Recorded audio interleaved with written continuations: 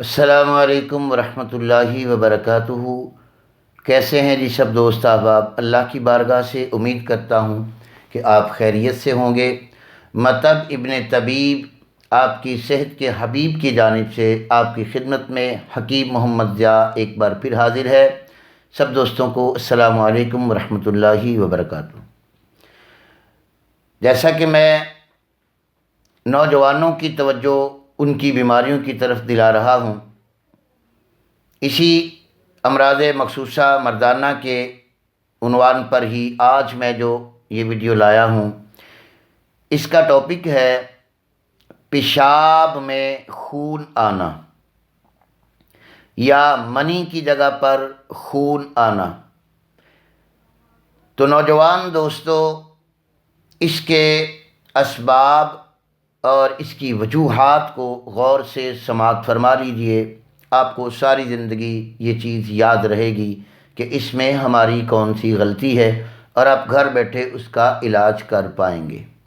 یہ میری تمنا ہے کہ ملک پاکستان کے میرے نوجوان جو ہے وہ میرے ساتھ اگر جڑ جائیں اور ہم مل جل کر اپنی قوم اور ملت کے نوجوانوں کو راہ راست پہ لا کر ان کی صحت، ان کی طبیعتوں کو بحال کر پائیں تو یہ بھی بہت بڑی نیکی ہے جو میں کر رہا ہوں، اور الحمدللہ بہت سارے نوجوان میرے ساتھ جڑے بھی ہیں اور وہ پسند بھی کر رہے ہیں۔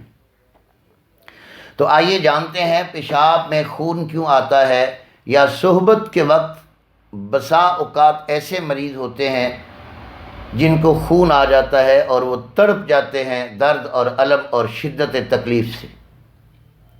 تو آئیے جانتے ہیں پیشاب میں خون آنے کی وجوہات۔ جیسا کہ میں اپنی پچھلی ویڈیو میں آپ دوستوں سے بہت تفصیلاً گفتگو کر چکا ہوں کہ جو نوجوان اپنی جوانی کو اپنے ہاتھوں سے برباد کر کے اپنے رطوبات، اپنا مادہ منویہ، کچا پکا ہر شکل میں بہت سارا زیادہ ضائع کر چکے ہوتے ہیں، ان کے اعصاب مردہ ہو کر مادہ منویہ کی پیدائش بند ہو جاتی ہے یا بہت کم ہو جاتی ہے۔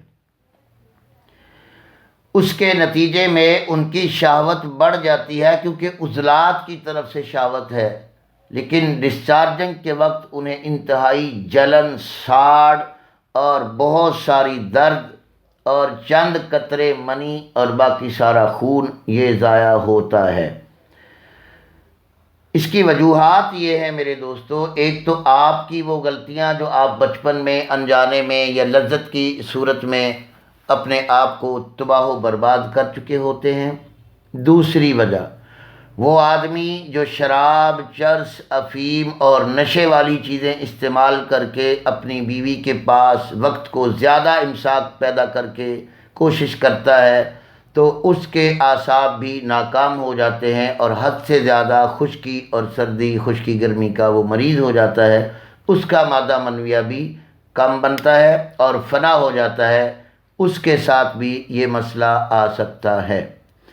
یہ کوئی بیماری نہیں ہے، آپ کو سمجھ آ رہی ہے نا کہ یہ ہمارے ہاتھوں کا کیا دھرا عمل ہے جس کا نتیجہ ہمیں بھگتنا پڑ رہا ہے، نہ کہ یہ کوئی بیماری ہے۔ کیونکہ نبی کریم صلی اللہ تعالی علیہ وآلہ وسلم نے ارشاد فرمایا کہ ہر کام میں میانہ روی اختیار کرو۔ آپ کھانے میں، پینے میں، اٹھنے بیٹھنے میں، کام کاج میں، سونے جاگنے میں، اپنے ہر عمل میں جب میانہ روی اختیار کرو گے تو اسی میانہ روی میں آپ کا یہ عمل بھی آئے گا تو آپ کی صحت کبھی خراب نہیں ہوگی۔ اب یہ ہے کہ اس کا مرحلہ جب آپ کو تنگ کرنے والا آ جاتا ہے کہ 24 گھنٹے جلن اور چبھن ہوتی ہے اور پیشاب کرتے وقت بھی جان نکل جاتی ہے، اس سے ہوتا کیا ہے؟ جو میں قطرے آنے کی ویڈیو میں بتا چکا ہوں نا کہ لیبریکیشن آپ کو سکون دینے کے لیے اللہ پہلے پیدا کرتا ہے۔ اب اس میں دوستو آپ نے وہ لیبریکیشن بھی کثرت صحبت سے، کثرت جماع سے، کثرت نشہ خوری سے، کثرت شراب سے، افیون سے، چرس سے، یا اس کے بغیر کثرت مشت زنی سے اپنی وہ لیبریکیشن، وہ رطوبات، وہ مادہ کچا پکا خارج کر دیا اور آپ کے گردوں میں سوزش آ گئی، اس سوزش کے نتیجے میں آپ کا ایسڈ اور تیزاب آپ کی نالی کو تباہ کر رہا ہے، وہاں لیبریکیشن پیدا نہیں ہو رہی۔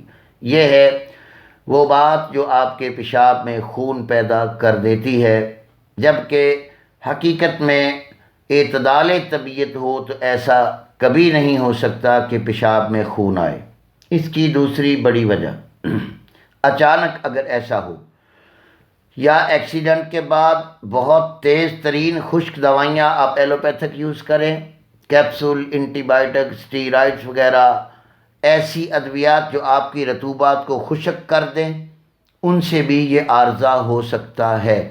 یا ایسی تیز اور خشک دوائی آپ استعمال کریں کہ آپ کا مادہ منویہ پتھر کی طرح جم جائے، بالکل جامد ہو جائے اور آپ کی نالی میں لیبریکیشن بھی نہ آ سکے، فریز ہو جائے سارے رطوبات، تو بھی یہ مسئلہ آ سکتا ہے۔ اب یہ جاننا آپ نے ہے کہ آپ نے کس وجہ سے اس تکلیف کو اٹھایا، آپ کو یہ تکلیف کیوں ہو رہی ہے۔ وجوہات میں ذکر کر رہا ہوں تاکہ آپ کا بھلا ہو سکے۔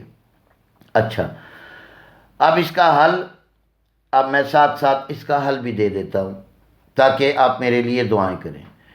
شربت سندل اچھا بنا ہوا، شربت الائچی، شربت بدوری بارد یعنی ٹھنڈا، تربوز، خربوزہ، انگور، آم، کیلے کا ملک شیک، کھجور کا ملک شیک، خربوزے کا ملک شیک، دودھ میٹھا، شکر ڈال کر، کچی لسی شکر ڈال کر، نمک نہ ڈالیے گا۔ اس طرح حلوہ، گجریلا، کدو، کھیرا، گاجر، مولی، شلجم، ٹنڈا، پیٹھا، دیسی توری، گھیا توری، بھنڈی توری، ماش کی دال اور دیسی گھی، مکھن، بلائی، کسٹرڈ، پھرنی، کھیر اور اس طرح کی تمام وہ ورائٹی جس میں میٹھا زیادہ ہو، وہ آپ کے پیشاب سے خون کو بند کر دے گا۔ ایمرجنسی کے لیے چند دانے چھوٹی الائچی کے لیں، چند دانے سونف کے لیں اور آپ ان کو خوب بوائل کر کے اس کے اندر ہی آپ آدھا چمچ ہلدی کا ڈال کر اس کاوے کو پی لیں، یا خالی دودھ گرم میں 1 چمچ ہلدی استعمال کر کے چند دن تیز مسالہ جات اور بھنی تلی چیزوں سے گریز کر کے آپ اس مرض کو گھر بیٹھے ٹھیک کر سکتے ہیں۔ انشاءاللہ آپ کو افاقہ ہوگا۔ مزید جب طبیعت بگڑ جائے تو آپ اپنے کسی قریبی طبیب سے یا مطب ابن طبیب سے واٹس ایپ پہ رابطہ کر کے آپ اپنی رہنمائی لے سکتے ہیں۔ انہی الفاظوں کے ساتھ حکیم ضیاء کو اجازت دیجیے۔ امید ہے آپ میری اس ویڈیو کو شیئر بھی کریں گے، لائک بھی کریں گے، کمنٹس بھی دیں گے۔ میں آپ کی دعاؤں کا منتظر۔ السلام علیکم ورحمۃ اللہ وبرکاتہ۔